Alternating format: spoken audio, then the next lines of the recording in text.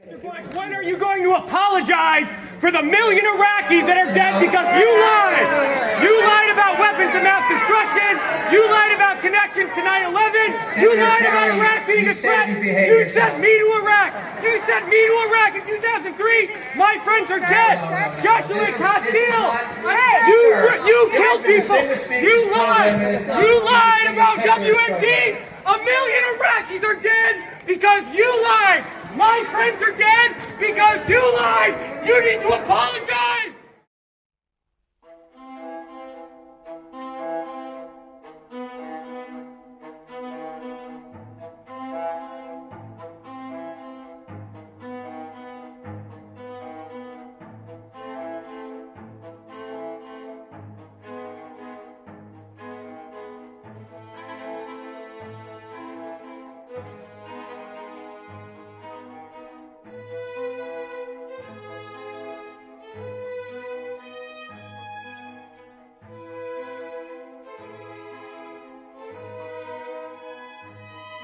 La señorita que está viendo en pantalla se llama Sabrina Hartman. Ella perteneció al ejército de los Estados Unidos, fue parte de la policía militar y estuvo involucrada en uno de los hechos más escandalosos, más perturbadores y más inhumanos en la prisión de Abu Ghraib. La imagen que está viendo en pantalla no es la imagen completa. La imagen completa es la siguiente. En ella se puede observar a Sabrina Hartman posando junto a un cuerpo que yace sin vida. Y esta imagen, así como muchas otras, serán publicadas en el año 2004, describiendo los abusos sucedidos en esta prisión. Lo más perturbador de este hecho, investigando este hecho, es un abuso sistemático. O sea, no se tratan de casos aislados o de manzanas podridas como más adelante la administración de Bush diría, ¿no? Estamos hablando de algo que estaba siendo permitido desde los más altos mandos. Y justamente eso es lo perturbador. Esto representó una de las tantas manchas en la historia de los Estados Unidos y pues del ejército del mismo país, que para acabarla de joder, pues es un caso que terminó, se podría decir que en impunidad, porque si bien hubo condenas, pues solamente se condenó a los soldados de más bajo rango. O sea, los más altos mandos prácticamente no fueron tocados.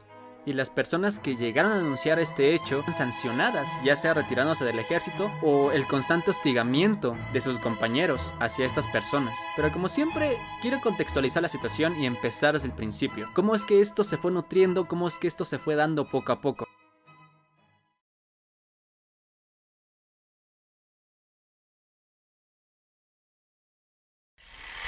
Me gustaría empezar a hablar específicamente de la Guerra del Golfo, pero bueno, hay que tener un poquito de contexto antes. Irak es una nación que se independiza en el año 1932 y que en 1979 pues sube al poder Saddam Hussein e inicia una dictadura que acabaría hasta el año 2003. Para esto Hussein se enfrascaría en una guerra contra Irán que empezaría en 1980, una guerra que duró alrededor de 8 años y dejó devastada a las dos naciones. Evidentemente Irak pues fue un país que se endeudó bastante. Entre estos países prestamistas pues estaba Kuwait, y Kuwait evidentemente pues exigía su paga. Fue entonces cuando a Irak se le ocurrió la brillante idea, oye, ¿y si invado Kuwait? Y bueno, así ya no me está reclamando la paga. Pero claro, existen más motivos por la invasión de Kuwait, no solamente el hecho de que pues querían deshacerse de la deuda y ya, se acabó. Existen varios puntos. Uno de estos puntos es que Irak, o bueno, Hussein argumentaba que Kuwait era territorio iraquí. Aparte de que se le acusaba a Kuwait de robarse del petróleo iraquí y de estar produciendo más petróleo de lo dictado por la OPEP, lo que causaba baja en los precios y esto afectaba directamente a Irak, un país donde su economía pues depende del petróleo, aunque estamos hablando del Medio Oriente, no es el único país que depende de este recurso. Por cierto, la OPEP es la Organización de los Países Exportadores de Petróleo. Esta organización también tiene su lore, por así decirlo. Fue fundada en 1962. Durante, bueno, en ese momento los grandes potencias estaban abusando mucho de lo que es el petróleo pues de Medio Oriente. Bueno, es una historia aparte interesante que podríamos contar en otro momento. El punto aquí es que si Hussein se adueñaba de Kuwait, se estaría haciendo del 20% del petróleo mundial, lo que lo convertiría en un hombre muy poderoso. Arabia Saudita, como pues sudó frío y temía pues ser invadido por Hussein, pidió ayuda a Occidente, en especial a Estados Unidos.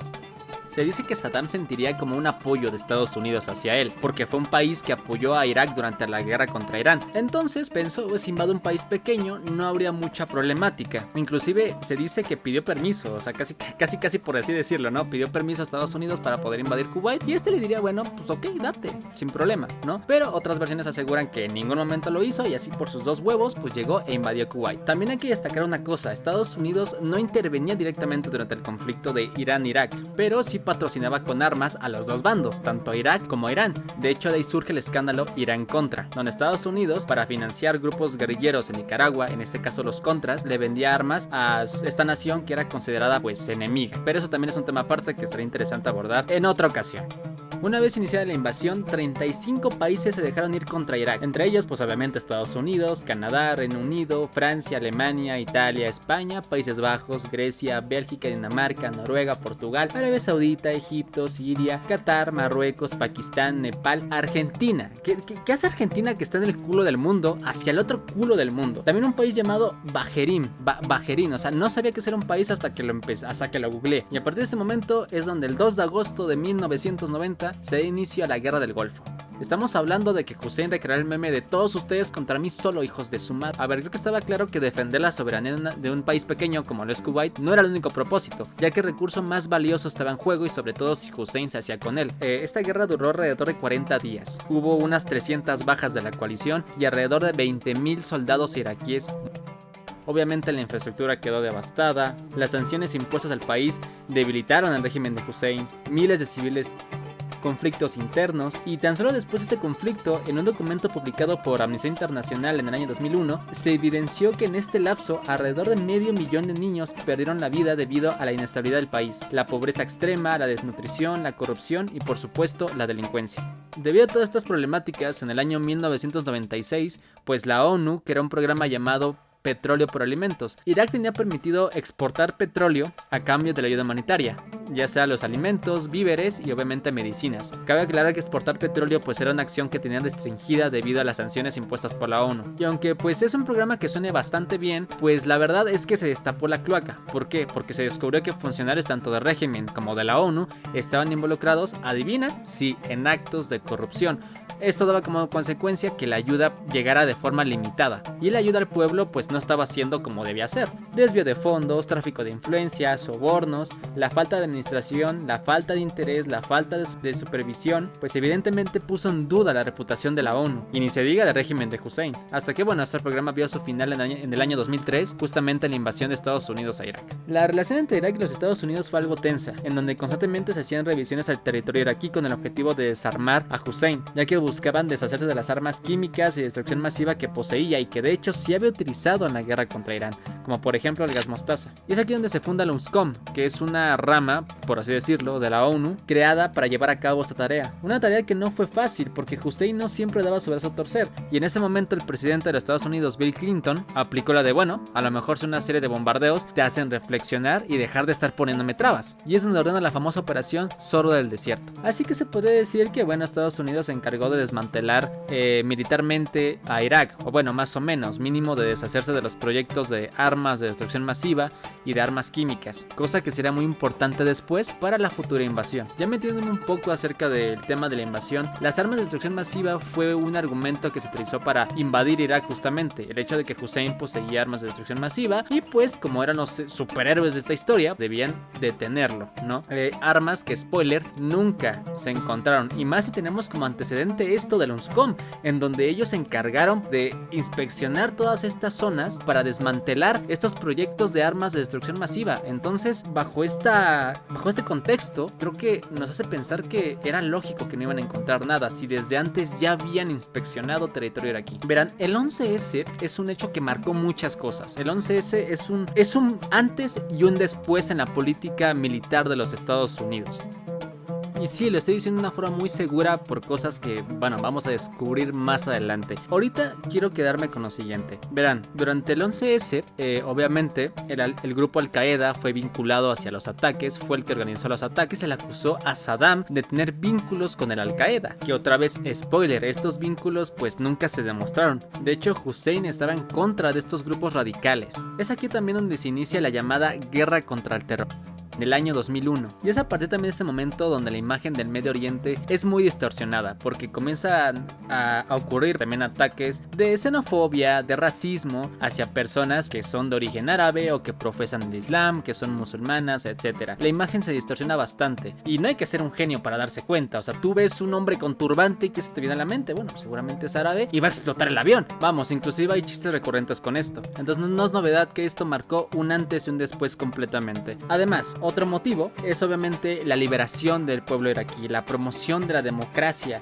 de que por fin van a ser libres de ese asqueroso régimen, que por cierto, spoiler, ese régimen también tiene cosas muy heavies que voy a delatar más adelante. Pero aquí lo más triste es que una vez pues cae el régimen, se alejan muchas cosas que se prometieron, porque número uno, si bien no había grupos dentro de Irak, comienza a haber, el Al-Qaeda comienza a entrar al territorio iraquí, o sea, comienza a expandir su influencia. No solamente esos, porque en el 2013 el grupo ISIS, que es otro grupo se crea a raíz de la invasión estadounidense. Además de que durante la guerra hubo más de 100.000 civiles.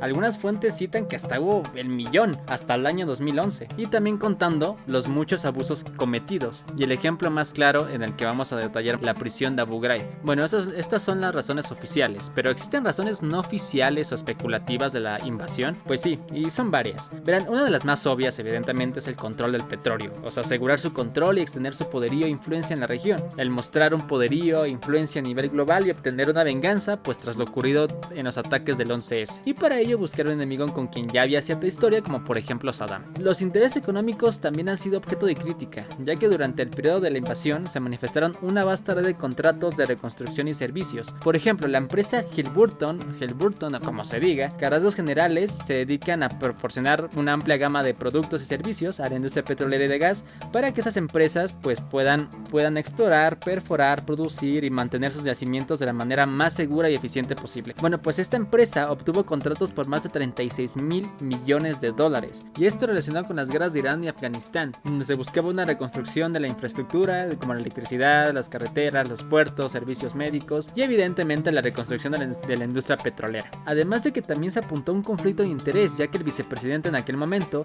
Dick Cheney, quien anteriormente había sido CEO de la empresa y a pesar de desvincularse de ella, seguía recibiendo compensaciones, ya que para el 2004 se calcula que había recibido casi $400.000. Esto ha generado debate sobre los verdaderos motivos de la intervención, y pues bueno, que está claro que la guerra es un negocio. Otra razón de gran peso es que Saddam buscaba desafiar la hegemonía del dólar. ¿Cómo iba a hacer esto? Bueno, comerciando la venta del petróleo en euros, algo similar a lo que el dictador de Libia Muammar Gaddafi buscaba hacer. Estados Unidos, con tal de proteger la supremacía del dólar, pues ahora sí, decidiría acabar con el régimen, dando inicio a la invasión el 20 de marzo del 2003 hasta el 15 de diciembre del 2011.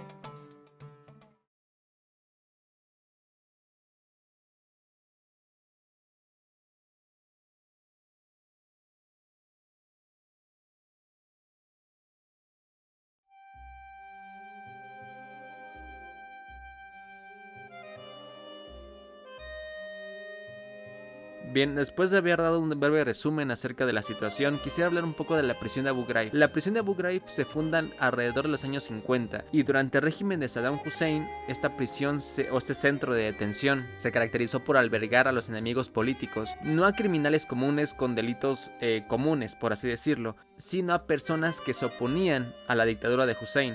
Estas personas eran desaparecidas, eran de forma psicológica y de forma física, eran amenazadas, por supuesto que eran encarceladas, y en varias ocasiones llegaron a ser.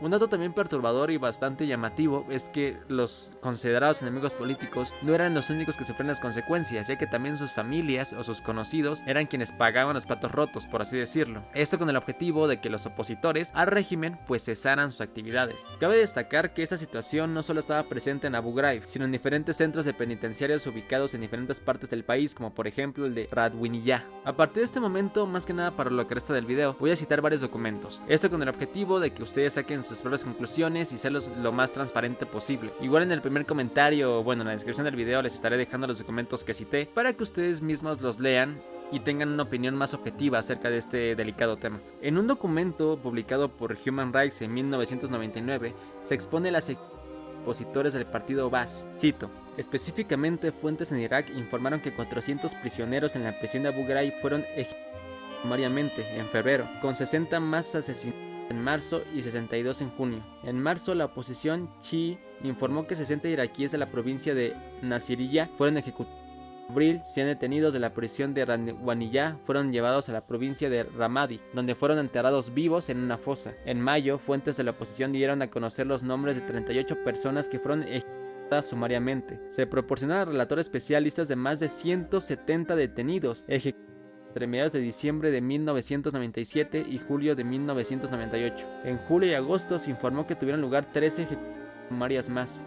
Continuando con la cita, se describe que en octubre el Centro para los Derechos Humanos del Partido Comunista Iraquí, con sede en Londres, informó la ejecución de 125 presos políticos recluidos desde la Guerra del Golfo de 1991 en la prisión de Abu Ghraib. El grupo numeró los nombres de los presos ejecutados, incluidos 3 egipcios, 29 oficiales militares y soldados rasos, algunos de ellos pertenecientes a la Guardia Republicana de Élite y a la Fuerza Aérea. En noviembre, 122 presos políticos fueron en Ranwaniyah y más de 150 en la ciudad sureña de Amara fueron asesinados por Qasi Hussein, el hijo de Saddam Hussein. Es posible que 39 más fueran asesinados en diciembre de la ciudad de Karbala. La oposición informa que otros 81 presos políticos fueron asesinados en diciembre de la prisión de Abu Ghraib y de que los cuerpos de 15 víctimas fueron devueltos a sus familias, junto con los reportados de 25 más oficiales militares durante la operación Zorro del Desierto. El número total de ejecuciones sumarias atribuibles al régimen entre octubre y diciembre ascendió a casi 500 personas.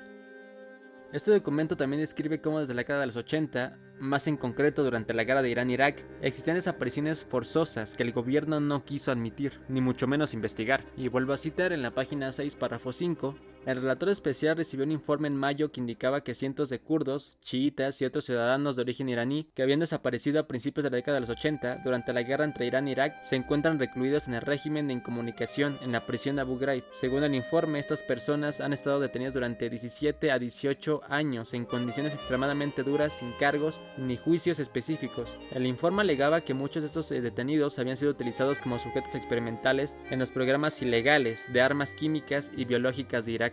Amnistía Internacional también se encargó de documentar con detalle los abusos cometidos en aquellas instalaciones, más que nada durante el régimen e incluso después de la caída del régimen de Hussein. Las torturas más comunes se basaban en golpear la planta de los pies con un cable repetidamente y después hacer caminar a la víctima sin atención médica. Eran amarrados de las muñecas y suspendidos en el aire, y para ensañarse más, los soldados iraquíes lo que hacían era tomar al prisionero de la cadera o de la cintura y jalaban con fuerza, haciendo sufrir a las víctamas. Constantes descargas eléctricas en los genitales, en las partes sensibles del cuerpo, que iban de menos a más, ahogarlos con bolsas, golpearlos repetidamente, taladros, privación del sueño, la extracción de uñas y ojos, huesos rotos, donde las víctimas, tanto hombres como mujeres, sufrían de esto. Les introducían objetos por el trasero en repetidas ocasiones hasta perder sensibilidad. Algunas víctimas eran obligadas a observar a otras personas, ya sean conocidas o no, amenazas que en ocasiones sí se cumplían, en donde se declaraban abusar de un familiar en frente suyo. Lo peor y más desagradable de la situación es que los prisioneros no siempre eran culpables y eran obligados a confesar. Muchas veces ellos solo tenían la desgracia de estar en un lugar incorrecto y que inclusive aunque fueran culpables, estos actos no deberían ponerse en práctica. La comunidad chiita fue de las más violentadas durante el régimen. A ver, si bien eran mayoría, los sinúes eran quienes ostentaban el poder. Cabe destacar que Hussein era sinúe y miembro del partido Baas, que era el partido del régimen. Evidentemente las protestas por parte de la oposición chiita pues no hicieron esperar y ocasionaron disturbios. Estas protestas fueron calificadas como actitudes antigubernamentales, que pues no siempre eran pacíficas, porque por ejemplo, entre el 17 y el 20 de marzo de 1999, la sede del partido Baas fue atacada por chiitas armados. Estos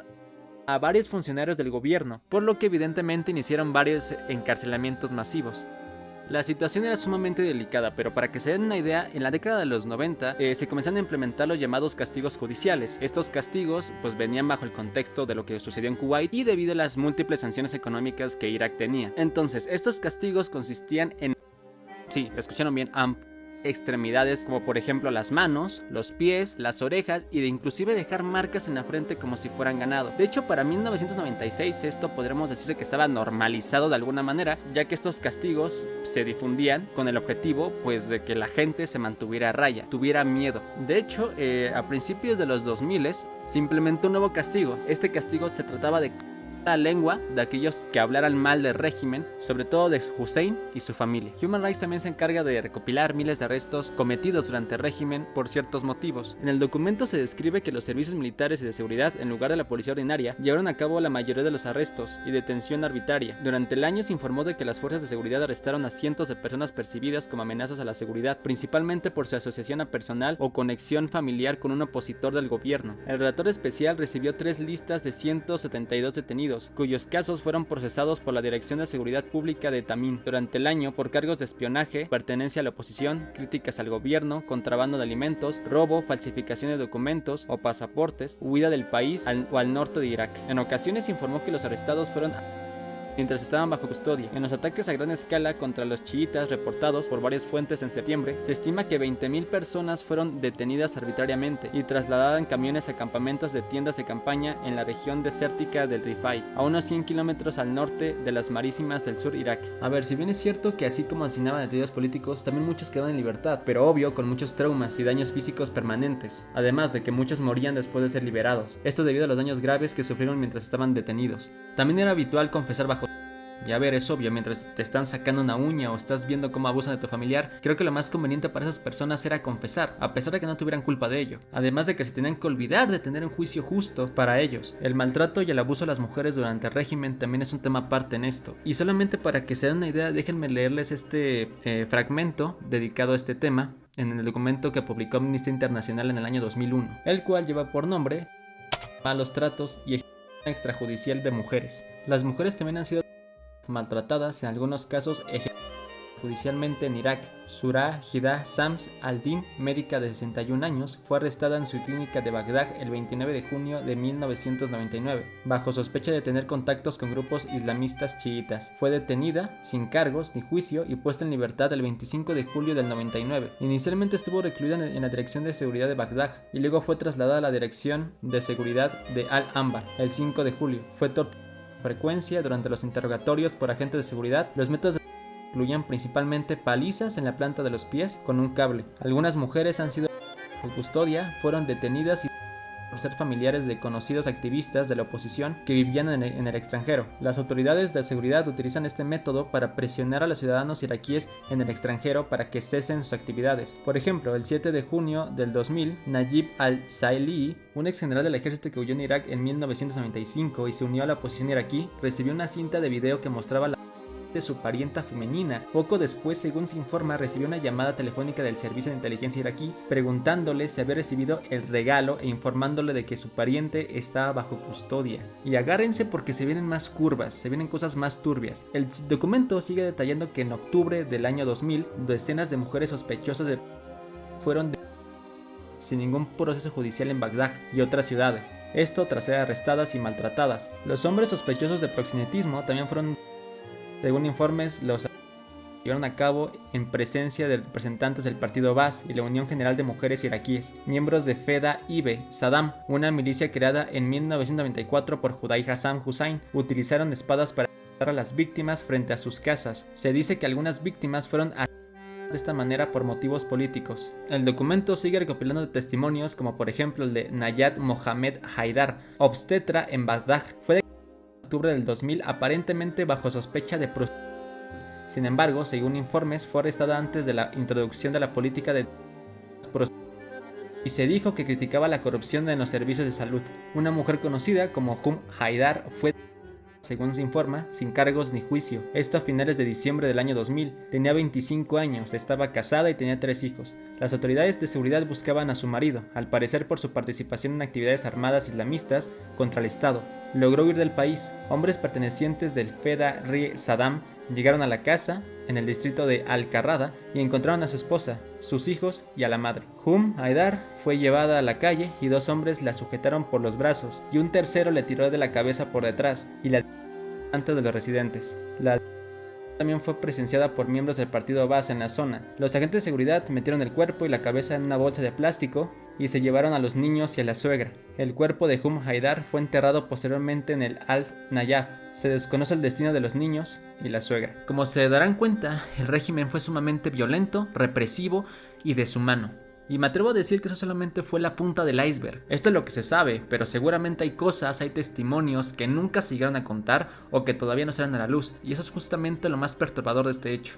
Regresando a lo que estaba sucediendo en la prisión de Abu Ghraib, se llegó a tener hasta 15.000 prisioneros en el año 2001, mientras que a lo largo de los años llegó la cantidad de 50.000 prisioneros, tanto hombres como mujeres. La dentro de la prisión ascienden hasta 3000 desde el año 1997. Esto con el objetivo de despejar la prisión, ya que estaba sumamente poblada. Esto mismo lo indica el documento Human Rights, específicamente en la página 4, párrafo 2. Cabe resaltar que en el año 2002, antes de la toma estadounidense, Hussein decidió liberar a los presos, lo que dio como consecuencia que la prisión fuera saqueada y vandalizada. Es muy probable que esta acción fuera planeada para deshacerse de todas las pruebas, ya que evidentemente se quemaron documentos que seguramente ponen en evidencia los abusos cometidos en aquella prisión. Además de que por supuesto fueron encontradas diferentes fosas, por ejemplo la de Al-Saedi, donde se encontraron restos de alrededor de 1000 prisioneros políticos, o la de Khan Dari, donde 15 víctimas fueron en 1998. Hablar de justicia para esas personas era algo que solamente se aplicaba a unos pocos, y de acuerdo obviamente a la conveniencia del régimen, pero sobre todo a los miembros del partido Baas o a los propios familiares de Hussein, quienes eran prácticamente inmunes, y que como ya nos dimos cuenta, tan siquiera hablando de su hijo, no era para nada una perita en dulce. Esto mismo lo especifica el documento de Human Rights publicado en 1998, en donde se expone que el gobierno protege a ciertos grupos de procesamiento por presuntos delitos, y procedo a citar: un decreto de 1992 otorga inmunidad procesal a los miembros del partido Baas y a las fuerzas de seguridad cualquiera mientras persigan a desertores del ejército. Informes no confirmados pero generalizados indican que ese decreto se ha aplicado para evitar juicios o castigos a funcionarios del gobierno. Sin embargo, el decreto personal de Saddam Hussein prevalece claramente sobre cualquier procedimiento legal, incluidos aquellos diseñados para proteger a su familia. Un decreto de 1990 otorga inmunidad a los hombres que cometen crímenes de honor, es decir, a mujeres de su familia por una supuesta falta de castidad. Lo alarmante de esa situación es que si bien el régimen estaba basado en un sistema violento y de represión, se esperaría que después de su caída las cosas hubieran sido mejor, pero spoiler, no fue así. El abuso se volvió tan sistemático que después del régimen se seguían cometiendo estos abusos, pero ahora con Estados Unidos como testigo y participante hasta el año 2011.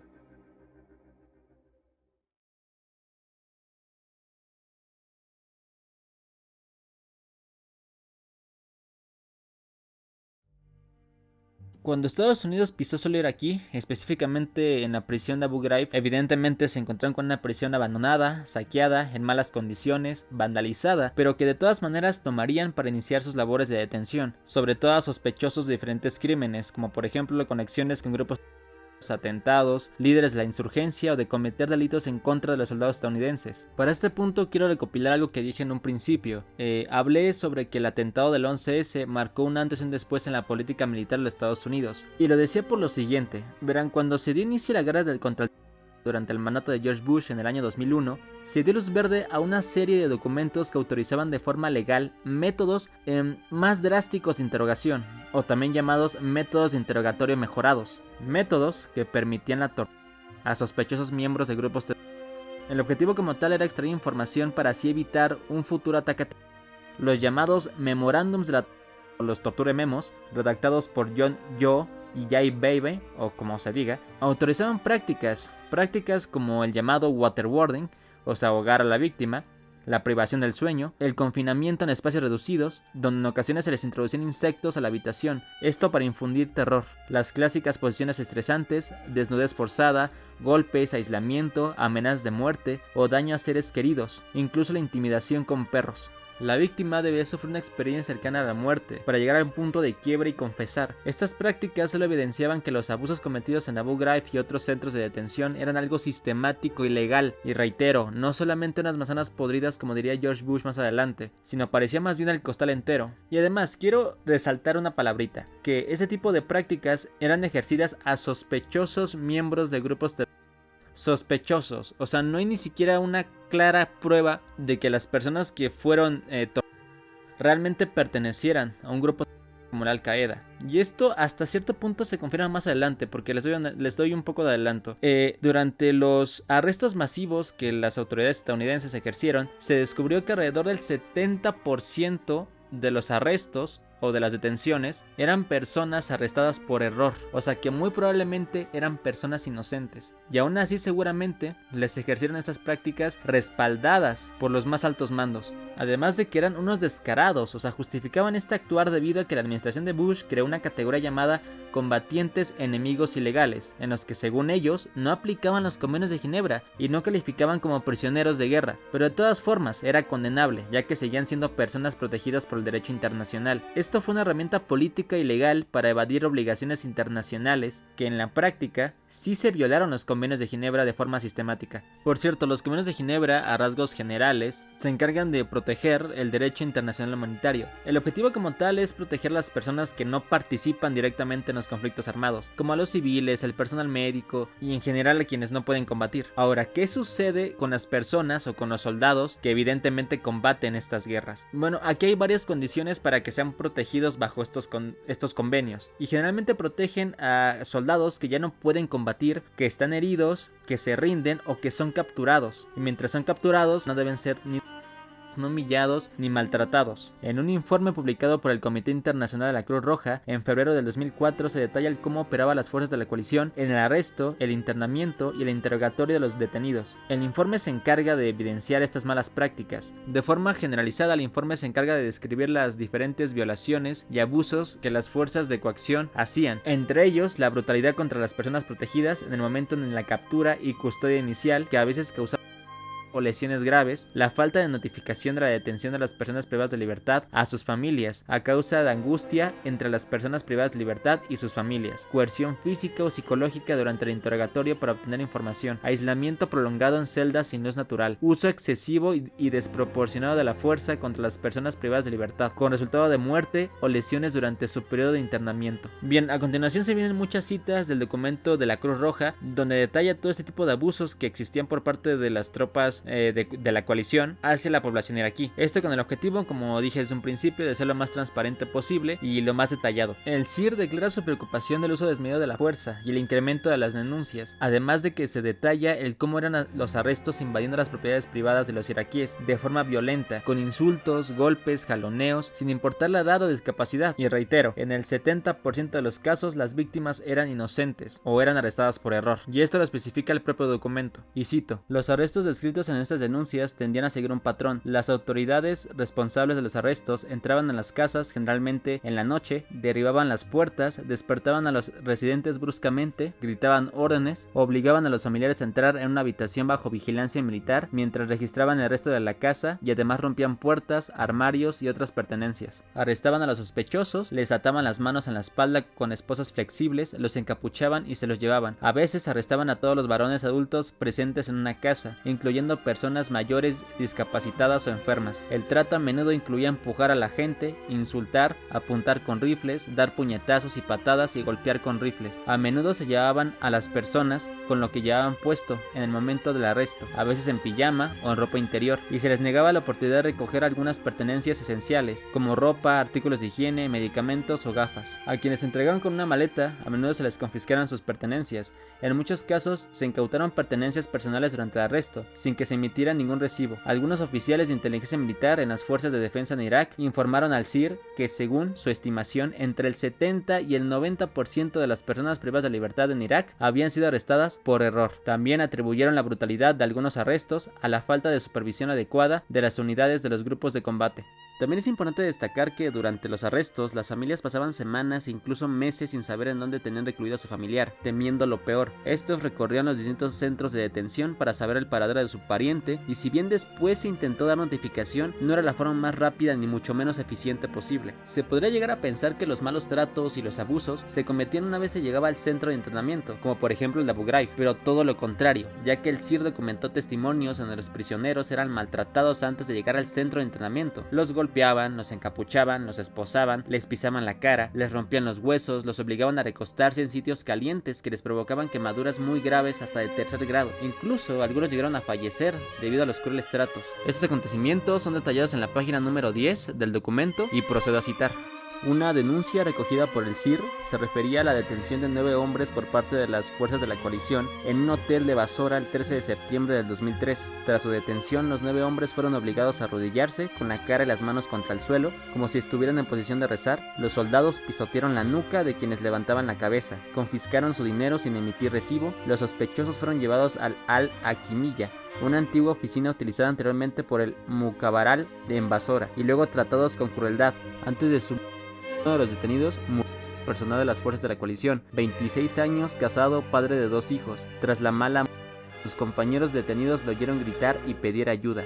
Durante una visita del CIR al campamento Buca el 22 de septiembre del 2003, una persona de 61 años de edad, privada de libertad, alegó que había sido atada, encapuchada y obligada a sentarse sobre la superficie caliente de lo que supuso que era el motor de un vehículo, lo que le había provocado graves quemaduras en los glúteos. La víctima había perdido el conocimiento. El CIR observó grandes lesiones costrosas que coincidían con su denuncia. Continuando con la cita, el CIR examinó a otra persona privada de libertad en la sección de detenidos de alto valor en octubre del año 2003, que había sido sometida a un trato similar. La habían encapuchado, la habían esposado por la espalda y la habían obligado a tumbarse boca abajo sobre una superficie caliente durante el traslado. Esto le había causado graves quemaduras en la piel que requirieron 3 meses de hospitalización. En el momento de la entrevista había sido dado de alta recientemente del hospital. Tuvo que someterse a varios injertos de piel, a la amputación del dedo índice derecho y a la pérdida permanente del uso del quinto dedo izquierdo debido a la retracción de la piel inducida por las quemaduras. También sufrió quemaduras extensas en el abdomen, la cara anterior de las extremidades inferiores, la palma de la mano derecha y la planta del pie izquierdo. El CIR recomendó a las fuerzas de la coalición que se investigara el caso para determinar la causa y las circunstancias de las lesiones y la autoridad responsable de los malos tratos. Al momento de redactar este informe, los resultados del informe aún siguen pendientes. Volviendo a hacer la aclaración de que esto ocurría antes de llegar a los centros de detención, porque bueno, una vez llevados al centro de internamiento, como por ejemplo el Abu Ghraib o Cambuca, eran sometidos a diferentes tipos de trato, como por ejemplo el ser encapuchados, el ser desnudados, golpeados, vestidos de mujer en el caso de los hombres, falta de comida, falta de agua, amenazas, pisotones, posiciones de estrés por largos periodos de tiempo, ser expuestos al sol por altos periodos de tiempo donde las temperaturas pueden alcanzar hasta los 50 grados Celsius. Exposición a los ruidos fuertes, la privación del sueño. En el caso de las mujeres, aunque bueno, encontré pocos testimonios, algunas eran abusadas de forma sexual. Incluso orinarlos, esto último no era algo tan sistemático de protocolo, pero también existen testimonios en donde los interrogadores se turnaban para detenido. Estos deshumanos tratos eran ejercidos por la inteligencia militar, aunque bueno, más tarde se le sumó la policía militar. Esto con el propósito de obtener información valiosa de personas que eran acusadas de atentar contra la seguridad. Tomando en cuenta que más de la mitad de los arrestos fueron por error, no sé qué tipo de declaraciones buscaban obtener. En octubre del año 2003, el CIR realizó una visita a Abu Ghraib, donde recopiló evidencia de los malos tratos y lo dañadas que estaban tanto física como psicológicamente las personas que se encontraban en esa prisión. Y vuelvo a citar la página 13 del documento. El CIR documentó otras formas de malos tratos, generalmente combinadas con las descritas anteriormente. Incluían amenazas, insultos, violencia verbal, privación del sueño causada por la reproducción de la música alta o la luz constante en celdas sin ventanas, esposas apretadas con esposas flexibles que causaban lesiones y heridas alrededor de las muñecas. El castigo incluía ser obligado a caminar por los pasillos esposado y desnudo, o con ropa interior femenina en la cabeza, o ser arrastrado, vestido o desnudo hasta los barrotes de la cama o la puerta de la celda. Algunas personas privadas de la libertad presentaban marcas físicas y síntomas psicológicos compatibles con estas acusaciones. El delegado médico del CIR examinó a las personas privadas de libertad que presentaban signos de dificultad de concentración, problemas de memoria, dificultad para expresarse verbalmente, habla incoherente, reacciones de ansiedad aguda, comportamiento anormal y tendencias suicidas. Estos síntomas parecían haber sido causados por los métodos y la duración del interrogatorio. Una persona recluida en aislamiento que examinó el CIR no respondía a estímulos verbales y dolorosos. Su frecuencia cardíaca era de 120 latidos por minuto y su frecuencia respiratoria de 18 por minuto. Se le diagnosticó un trastorno somatoforme mental, específicamente un trastorno de conversión, muy probablemente debido al maltrato al que fue sometido durante el interrogatorio. La explicación que dio el oficial de inteligencia militar fue que todo eso era parte del proceso y que gradualmente se les suministraban ropas, camas, artículos de higiene e inclusive si accedían a cooperar podían tener un trato preferencial, como el tener contacto con un familiar o tener mejores condiciones en sus celdas. Y a ver, cabe aclarar que en ningún momento los detenidos eran notificados del por qué se les detenía o de qué se les estaba acusando. Además, no pueden hacer preguntas, por lo que no sabían a qué debían cooperar. Además, no solamente eran las tropas estadounidenses, porque también se detallan denuncias acusando a la policía iraquí por los malos tratos, y procedo a citar la página 16 del documento. A principios de junio del año 2003, por ejemplo, un grupo de personas privadas de libertad fue llevado a la antigua academia de policías tras su arresto. Allí presuntamente los encapucharon y esposaron y los obligaron a pararse contra una pared, mientras un policía los colocaba la pistola en la cabeza y apretaba el gatillo en un simulacro de... En realidad la pistola estaba descargada. También presuntamente los obligaron a sentarse en sillas donde los golpearon con palos en las piernas, las plantas de los pies y los costados. También presuntamente les vertieron agua en las piernas y les aplicaron descargas eléctricas con puntas peladas de cables eléctricos. Según se informa, llevaron a la madre de una de las personas privadas de libertad y los policías amenazaron con maltratarla. Otra persona privada de libertad fue amenazada con que trajeran a su esposa y la raparan. Se les obligaron a tomar las huellas dactilares de sus presuntas confesiones de culpabilidad, lo que resultó en su traslado al CF, para ser internados en espera de juicio. Si bien ya se ha detallado el uso desmedido de la fuerza contra los detenidos, hasta ahora no se ha hablado del uso de armas de fuego, porque esa es otra, ya que en los centros de detención como por ejemplo el de Kambuka o el de Abu Ghraib se registraron que eran justificados debido a varios motivos. Uno de esos motivos eran las revueltas que había por parte de los detenidos y la nula capacidad que tenían los soldados para resolverlo, los intentos de escape por parte de los detenidos e incluso prisioneros que amenazaban o intentaban con los soldados, sobre todo esto en el campamento Kambuka, porque Abu Ghraib por su parte, los detenidos no parecían presentar una amenaza. También existieron denuncias por parte de los detenidos en donde relataban cómo eran despojados de sus pertenencias durante su arresto, y en muchos casos no emitían el recibo correspondiente, cosas que van desde el dinero y artículos personales hasta documentos personales y automóviles. También se detalla que hubo bombardeos nocturnos en la prisión de Abu Ghraib, lo que provocó varias muertes, que no era un recinto que estaba preparado para garantizar la seguridad de los detenidos, ya que por protocolo tenían que trasladarse a un lugar más seguro. Además, los detenidos tampoco eran orientados por las autoridades, por lo que obviamente desconocían el cómo actuar ante esa situación. Este informe tiene un total de 24 páginas y en cada punto que se toca se da una serie de recomendaciones de la forma más eficiente de actuar para las fuerzas de la coalición. Es obvio que se condenan estos actos y que son una falta a los derechos humanos, y si bien el trato suele mejorar después de la etapa inicial de los interrogatorios, aún así no existe justificación para usar la fuerza desmedida, además de que los detenidos considerados de alto valor se someten a condiciones más complicadas. Este informe nos da un amplio panorama de lo que estaba ocurriendo en los primeros meses de la ocupación, y desde antes ya estaban existiendo todo tipo de abusos, casi cualquiera que pareciera sospechoso, o que simplemente estén en el lugar incorrecto. Es muy triste saber que estos tratos prácticamente no cambiaron y se siguieron documentando hasta el año 2011.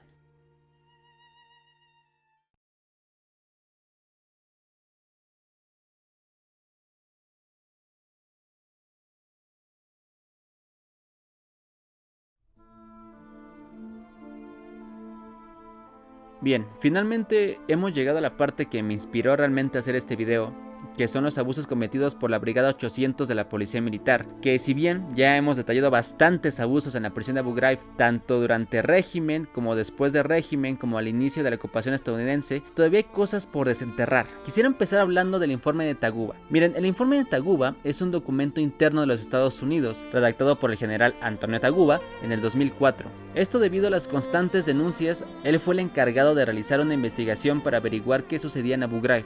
Esto por órdenes del teniente general Ricardo Sánchez, quien encomendó una investigación a la 800 Brigada de la Policía Militar por su actuar durante las operaciones de detención e internamiento realizadas desde el 1 de noviembre del año 2003. Una de las cosas que me gustaría destacar fue la visita del general Geoffrey Miller. Ese señor dirigió la prisión de Guantánamo en el año 2002 en Cuba, durante la guerra de Afganistán. Este hombre es conocido por haber entrenado y permitido el uso de técnicas de interrogatorio mejoradas, esas que ya conocemos, con el objetivo de extraer información. Se calcula que al menos 2/3 de 600 prisioneros confesaron su participación en actividades terroristas. Esto quiere decir que los métodos sistemáticos y permitidos eran eficientes, pero claro, a costa de palizas, el uso de perros para intimidar, ataduras en posiciones de estrés contorsionadas, encapuchamiento, sometimiento a ruidos ensordecedores, interrupción del sueño, privación del sueño, hasta el punto de alucinar, privación de la comida y bebida, privación de la atención médica, el ahogamiento simulado, la humillación, agresiones, sometimiento a calor extremo o frío extremo, confinamiento en pequeñas cajas similares a ataúdes, la tortura de la sala blanca, un método que consistía en encerrar a la víctima en una sala blanca con el objetivo de que perdiera completamente la cordura. También muchos detenidos tuvieron que soportar lo que es llamado rehidratación rectal, reanimación con fluidos rectales y alimentación rectal, que como ya se podrán imaginar consistía en inyectar o suministrar todo tipo de fluidos a través de la vía rectal, obviamente sin supervisión médica y como uso de evidentemente. Además de brutalizar a los detenidos, hubo amenazas a sus familias, como amenazar de dañar a los niños y amenazas de abuso o de a las madres de los detenidos. Además, exguardias y reclusos de Guantánamo han dicho que los supuestos suicidios de algunos detenidos no lo fueron, fue la consecuencia de la sistemática a la que fueron sometidos los presos, y todo esto sucedía bajo la administración de George Bush. En el informe se describen algunas recomendaciones de Miller, en donde su enfoque principal se basa en obtener la información para maximizar la efectividad del interrogatorio. En el mismo informe se evalúa y se critica las ideas propuestas por el mismo. Se hace énfasis que la situación de Guantánamo es muy diferente a la de Abu Ghraib, además de que los prisioneros de Abu Ghraib pues no parecían tener ningún vínculo con alguna organización terrorista, aunque bueno, si nos ponemos un poco más estrictos, pues los prisioneros en Guantánamo tampoco parecían tener vínculos con estas organizaciones, o no la mayoría. Se critica el hecho de que Miller quería fusionar, por decirlo de alguna manera, la policía militar y la inteligencia militar, esto con el objetivo de participar en el proceso de interrogatorio, una idea que va en contra con el general Ryder, que también da su opinión. También es importante tener en cuenta dos cosas. La policía militar y la inteligencia militar tenían funciones muy diferentes. La policía se encargaba de la custodia y el orden, mientras que la inteligencia militar se encargaba de interrogar a los detenidos. La idea de que estas dos se fusionaran para interrogar a los detenidos no era una idea aceptada por los miembros del ejército. El informe continuó su investigación haciendo énfasis en los tratos tan infames y sádicos que realizaban de forma intencional por varios miembros de la policía militar. Estos abusos fueron fotografiados y grabados, aunque estas evidencias no están incluidas en la investigación, pero pues aún así hay varias imágenes que después eran filtradas. Me llama la atención una parte del documento en la cual se detalla cómo una tal Luciana Spencer de la 205 Brigada de la Inteligencia Militar hizo que un detenido se desnudara y regresara a su celda como una forma de humillación. Y es a partir de aquí donde me gustaría empezar con las citas, y en específico con la página 15 del informe, que nos abre con lo siguiente. El Comando de Investigación Criminal del Ejército de los Estados Unidos, dirigido por el coronel Jerry Mosello y un equipo de agentes profesionales altamente capacitados, han realizado un excelente trabajo de investigación, varios incidentes complejos y extremadamente perturbadores de abuso de detenidos en la prisión de Abu Ghraib. Realizaron más de 50 entrevistas a testigos, posibles sospechosos de delitos y detenidos. También descubrieron numerosas fotos y videos que retratan con gran detalle el abuso de detenidos por parte del personal de la Policía Militar en numerosas ocasiones entre octubre y diciembre del 2003. Varios sospechosos potenciales hicieron confesiones completas sobre su participación personal y la participación de sus compañeros soldados de este abuso. Varios sospechosos potenciales invocaron sus derechos en virtud al artículo 31 del Código de Uniforme de Justicia Militar y la quinta enmienda de la Constitución de los Estados Unidos. Es a partir de este momento en donde se empieza a detallar los abusos cometidos a los detenidos, que fueron declaraciones escritas por los sospechosos, por los detenidos y por los testigos, al igual que se mencionan los implicados de estas acciones, así como los detenidos que brindaron su testimonio. Esto detallado en la página 17 y 16, y procedo a citar. Concluyó que el abuso intencional de detenidos por parte del personal de la Policía Militar incluyó los siguientes actos: golpear, abofetear, patear a los detenidos, saltar sobre sus pies descalzos, grabar en video y fotografiar a detenidos, hombres y mujeres desnudos, colocar por la fuerza a los detenidos en diversas posiciones sexualmente explícitas para fotografiarlos, obligar a los detenidos a quitarse la ropa y mantenerlos desnudos durante varios días seguidos, obligar a los detenidos varones desnudos a usar ropa interior femenina, obligar a grupos de detenidos varones mientras son fotografiados y grabados en video, apilar a los detenidos varones desnudos y luego saltar sobre ellos, colocar a un detenido desnudo en una caja con un saco de arena en la cabeza y conectar cables a sus dedos de las manos y los pies para simular la eléctrica. Escribir "soy la pierna de un detenido acusado de haber por la fuerza a una compañera de detención de 15 años y luego fotografiarlo desnudo, colocar una cadena o correa de perro alrededor del cuello de un detenido desnudo y hacer que un soldado pose para una foto, un guardia de la Policía Militar teniendo relaciones con una detenida, usar perros militares de trabajo sin bozales para intimidar y asustar a los detenidos y en al menos una ocasión morder y herir gravemente a un detenido, tomar fotografías de detenidos iraquíes. Además, varios detenidos también describieron los siguientes actos de abuso, que dadas las circunstancias considero creíbles en función de la claridad de sus declaraciones y las pruebas de apoyo proporcionadas por otros testigos: romper lámparas químicas y verter el líquido fosfórico sobre los detenidos, amenazar a los detenidos con una pistola cargada de 9 milímetros, verter agua fría sobre detenidos desnudos, golpear a los detenidos con un palo de escoba y una silla, amenazar a los detenidos varones con violencia, permitir que un guardia de la Policía Militar cosiera la herida de un detenido que resultó herido tras ser golpeado contra la pared de su celda, sodomizar a un detenido con una lámpara química y quizá un palo de escoba, usar perros de trabajo militares para asustar e intimidar a los detenidos con amenazas de ataque y en un caso incluso morder a un detenido. El informe también nos proporciona los nombres de los posibles sospechosos y testigos que participaron en esos actos tan crueles y también le da los nombres de las víctimas o los detenidos que dieron su testimonio. Miembros de la Policía Militar brindaron sus declaraciones declaraciones, entre ellos Sabrina Hartman, quien menciona que su trabajo era mantener despiertos a los detenidos, en especial detalla un incidente en donde un detenido tenía cables conectados en los dedos y genitales. Durante los testimonios destacan dos nombres, el sargento Granier y Frederick, que estuvieron más que involucrados en los abusos. Lo peor es que eran felicitados por el personal de la inteligencia militar, con frases como buen trabajo, sigan así, están dando buena información y ese tipo de cosas. Se dejan claro que la celda 1A se usaba para albergar detenidos de alta prioridad, mientras que la 1B se albergaba a detenidos problemáticos y de alto riesgo. Como ya se ha descrito, los detenidos varones eran obligados a usar ropa interior femenina, esto para quebrarlos mentalmente. A lo largo del documento se deja muy en claro la falta de adiestramiento de las tropas y la poca o nula atención de los altos mandos. Y cito a continuación, se concluyó que antes de su despliegue en Irak para la Operación Libertad Iraquí, el 320 Batallón de la Policía Militar y el 372 Compañía de la Policía Militar no habían recibido entrenamiento en operaciones de detención internado. También concluyó que se proporcionó muy poca instrucción o entrenamiento al personal de la Policía Militar sobre las normas aplicables de la Convención de Ginebra relativa al trato de los prisioneros de la guerra. Además, consideró que pocas copias, si es que alguna, de las convenciones de Ginebra se pusieron a disposición del personal de la Policía Militar o de los detenidos.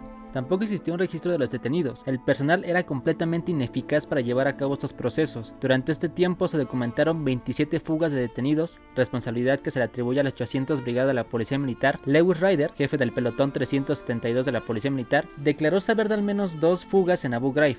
Esto solo confirma la poca o nula importancia que se le daba a los detenidos. Además, hay que tomar en cuenta los diversos bombardeos que había en la zona, lo que podía facilitar un escape, pero aún así se cuestionó la decisión de seguir en Abu Ghraib y como se mencionó anteriormente, la prisión no garantizaba la seguridad de los soldados y tampoco de los detenidos. También se hace un enfoque a las malas condiciones del centro de detención, como el hecho de que se encuentre en su máxima capacidad. Para esto procedo a citar la página número 25. Los centros de detención de Abu Ghraib y Kambuka superan significativamente su capacidad máxima prevista, mientras que la fuerza de guardias carece de personal y recursos suficiente. Este desequilibrio ha contribuido a las malas condiciones de vida, las fugas y las fallas en la rendición de cuentas en los distintos centros. El hacinamiento en los centros también limita la capacidad de identificar y segregar a los líderes de la población de detenidos que puedan estar organizando fugas y disturbios dentro del centro. En el informe también se describen diferentes aspectos negativos del centro de detención, como el hecho de que el sistema de liberación era lento e ineficaz, ya que tanto los detenidos de alto valor como los que no cumplían con los requisitos para ser liberados. El requisito a cumplir principalmente es que ya no representaran ninguna amenaza, ni para las fuerzas de la coalición, ni para la sociedad en general. Esto llegó a ocasionar revueltas en la prisión. Además, la iluminación perimetral de Abu Ghraib y Kambuka era inadecuada, lo que daba como consecuencia distintas fugas de detenidos. Los centros de detención debían contar con los convenios de Ginebra, tanto en inglés como en el idioma de los detenidos, ya que es un requisito fundamental de la 800 Brigada de la Policía Militar, pero que no era llevado a cabo. También los guardias iraquíes de Abu Ghraib les proporcionaban a los detenidos armas e información, lo que facilitaba su fuga. Específicamente en Abu Ghraib comenzaron a llegar los llamados detenidos fantasma, que eran personas traídas de otras agencias gubernamentales. Estos ni siquiera se les conocía el motivo de su detención, ni tampoco su identidad. Incluso en las visitas que realizaba el CIR, estos eran movidos o escondidos, lo cual era un acto que violaba el derecho internacional. Como ya es bien sabido, los intentos de fuga por parte de los detenidos eran algo habitual, y más por las malas condiciones de la prisión. En algunos de ellos se usaba la fuerza con disparos hacia los detenidos, donde a veces morían o serían heridos. También se usaba mucha munición no letal, esto para dispersar a la multitud o para detener la fuga. Algunos soldados resultaban heridos, esto debido a que, como se dijo anteriormente, las autoridades iraquíes facilitaban este proceso. Ya llegando a las páginas finales del documento, este se encarga de señalar lo que ya se sabe, la mala capacitación de los soldados de la 800 Brigada de la Policía Militar y el desconocimiento, o mejor dicho, la falta de interés y de acción del general Yanis Karpinski, quien tomó el mando de la 800 Brigada en junio del 2003. Para más claridad, cito lo siguiente en la página 37. Existe abundante evidencia en las declaraciones de numerosos testigos de que los soldados de la 800 Brigada de la Policía Militar no eran competentes en sus habilidades básicas de MOS, en particular en lo que respecta a las operaciones de internamiento y reasentamiento. Además,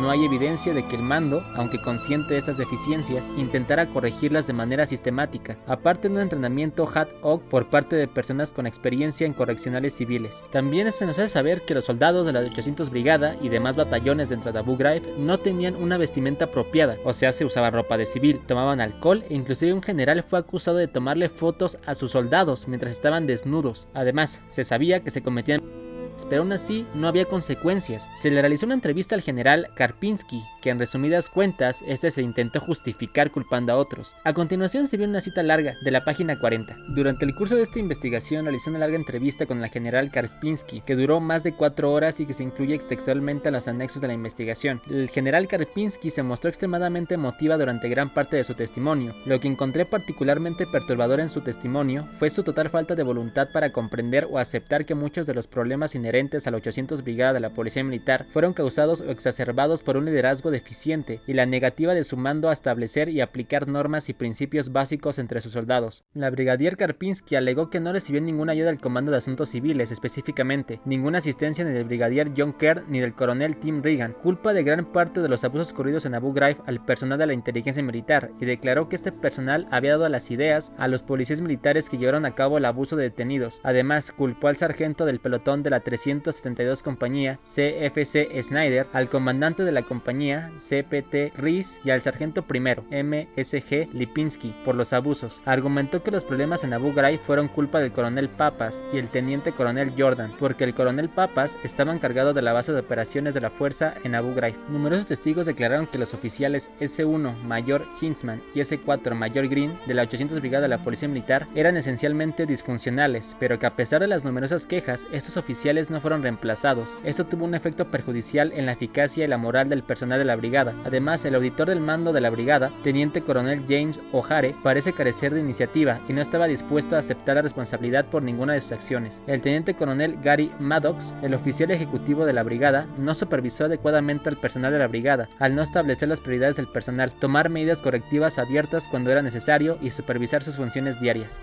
Finalmente, de las 53 páginas que tiene este documento, termina reconociendo los terribles actos cometidos en Abu Ghraib y Kambuka. Cito lo siguiente de la página 50. Varios soldados del ejército de los Estados Unidos han cometido actos atroces y graves infracciones del derecho internacional en Abu Ghraib y Kambuka, Irak. Además, altos mandos clave tanto de la 800 Brigada de la Policía Militar como de la 205 Brigada de Infantería de la Marina no cumplieron con las normas, políticas y directivas de mando establecidas para prevenir los abusos de detenidos en Abu Ghraib y en Kambuka durante el periodo comprendido entre agosto del 2003 y febrero del 2004. Con esto hemos llegado al final del documento y como tal me dejé muchas cosas atrás porque creo que lo que comenté es lo más relevante. A ver, en sí todo el documento es relevante, pero citar cada aspecto de este implicaría hacer básicamente otro video de 2 horas, pero ustedes encárguense de leer el documento y bueno, de dar su opinión acerca de este. Bien, y si bien es cierto que reveló los abusos cometidos y fue un pilar para entender lo que sucedía en aquellas instalaciones, bajo mi humilde punto de vista, no termina de condenar o de hacer énfasis en que los soldados deben ser castigados y condenados por los crímenes de guerra que cometieron. Más bien lo que busca es orientarlos o adiestrarlos adecuadamente, pero no deja de ser un tema complicado, ya que en ese momento la estaba justificada como se dijo anteriormente. Se mencionan mucho los convenios de Ginebra y su nula existencia en estos centros de detención, pero no se habla de lo que sucede cuando son violados y de lo que debería pasar con los soldados y los altos mandos que ejecutaron y permitieron los abusos. Si bien es cierto que un puñado de soldados fueron juzgados y hasta encarcelados, muchos otros no. En el documento solo estaban los testimonios de los soldados, no se habla a fondo de los detenidos a pesar de que aportaron pruebas de lo que sucedía. Como tal, no hay testimonios citados de ellos. Un aspecto que también me gustaría destacar fue lo que sucedió con el general Taguba. Verán, después de realizar este informe, que a pesar de cumplir con las órdenes de realizar el informe, en el año 2006 fue prácticamente retirado a la fuerza. Es cierto que el Pentágono negó la decisión estuviera relacionada con el informe. Él ha mencionado en entrevistas que se siente como una víctima de la represalia por haber dicho la verdad, además de que después de que se filtrara el informe de Taguba en el año 2004, existía un ambiente muy hostil y tenso dentro del ejército. Hoy en día es un portavoz en contra de la autoridad y a favor de respetar los derechos humanos en el ámbito militar. Hablemos un poco de las fotos que fueron filtradas en el año 2004. Fueron un gran escándalo, pero resaltaron 2 fotos de manera significativa. Una tiene como protagonista a la soldado Harman, la del principio, y el soldado Charles Granier, en fotos donde se les observa posando junto a un cuerpo sin vida. El nombre de esta persona era Manadel Al-Hamadi, o también conocido como el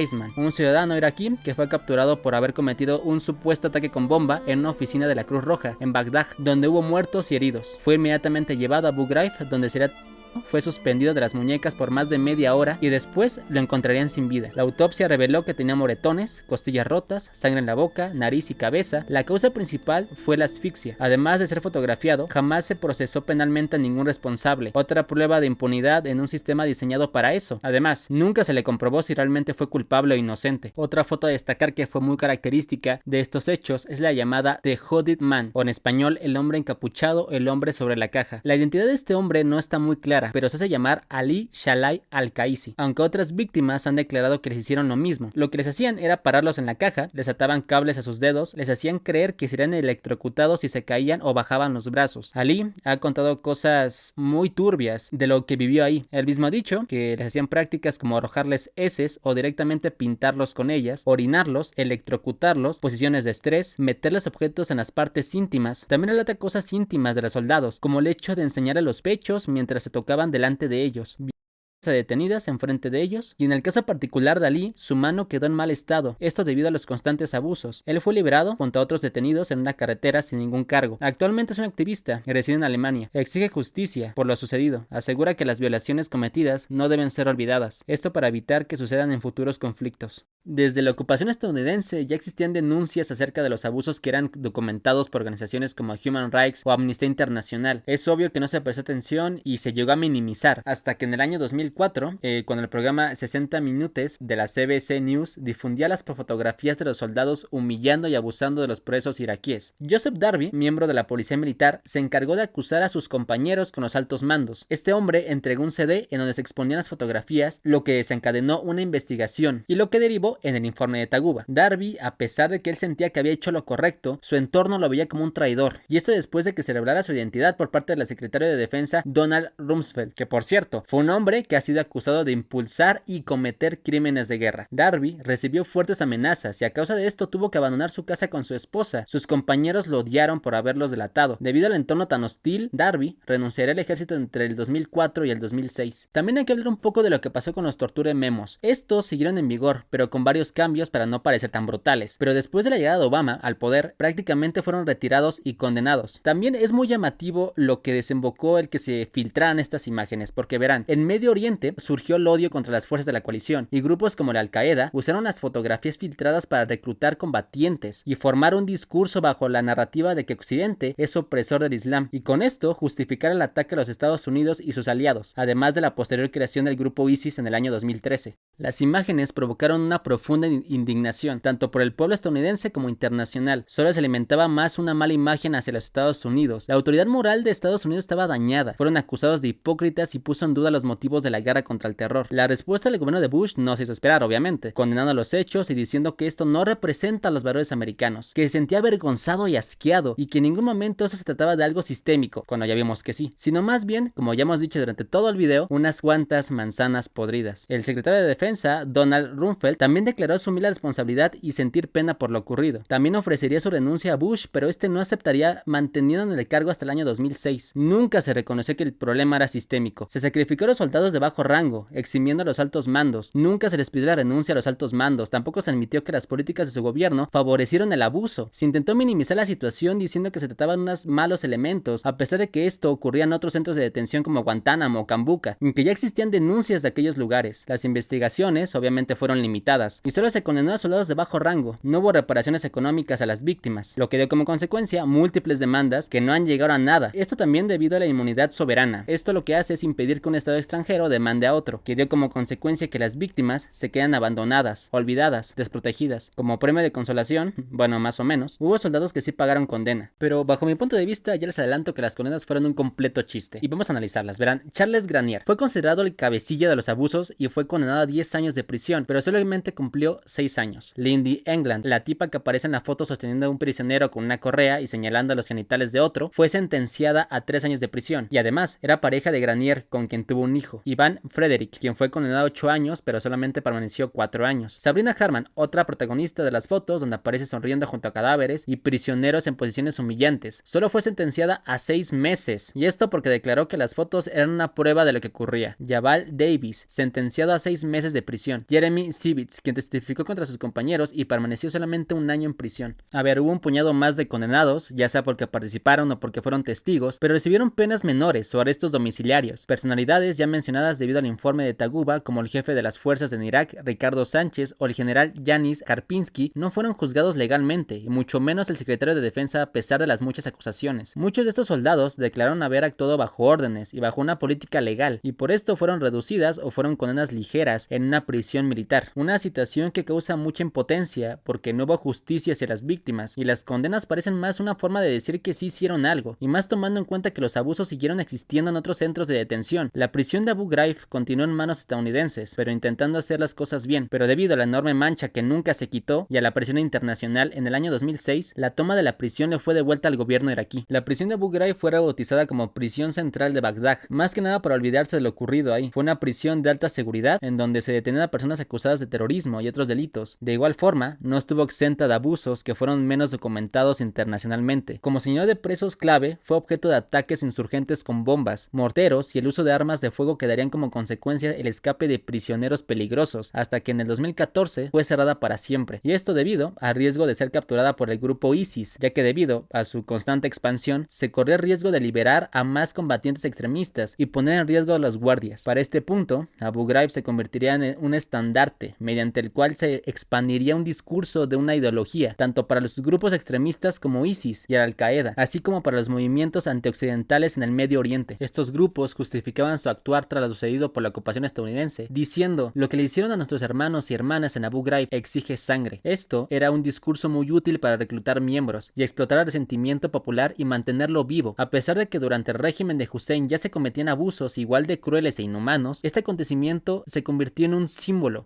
emocional, político y religioso que potenciaba el discurso radical, aumentando las consecuencias del conflicto. Para terminar, la prisión actualmente está cerrada y vacía, quedó abandonada, olvidándose de aquellos horribles sucesos. Hay organizaciones de derechos humanos que buscan reabrirla con el objetivo de conmemorar a las víctimas, hacerla una especie de museo, pero el gobierno iraquí no se ha pronunciado al respecto. También hay que tener en cuenta que la zona es considerada sensible en términos de seguridad, lo que hace que el acceso sea restringido. Bien, con esto prácticamente ya es todo dicho. El video ya podría cerrarse aquí y podríamos darlo por terminado, pero quiero acabar con una pequeña reflexión, y es la siguiente. Abu Ghraib no fue solo un lugar, sino un espejo que reflejó lo peor de la guerra, la pérdida de la humanidad, la impunidad disfrazada de seguridad nacional y la capacidad del poder para normalizar lo inaceptable. Mientras algunos de sus responsables recibieron condenas leves, las víctimas cargan hasta hoy con cicatrices invisibles, y lo más alarmante, las imágenes que debieron servir como advertencia fueron utilizadas como combustible por ideologías extremistas. La prisión cerró, pero su eco sigue vivo en discurso de odio, en decisiones políticas y en la memoria colectiva de un mundo que aún no ha aprendido a mirar de frente sus propias sombras. Porque si olvidamos a Abu Ghraib, estamos dejando abierta la puerta a que se repita, con otro nombre, en otro lugar. El silencio que hoy reina en Abu Ghraib no es paz, es el silencio de lo no resuelto, de lo negado, de lo incómodamente humano. Abu Ghraib no fue una excepción, fue un síntoma, y el síntoma sigue ahí. Quizás la lección más dura de Abu Ghraib es que la tortura no ocurre solo en las dictaduras, a veces ocurre en nombre de la libertad. Gracias por ver.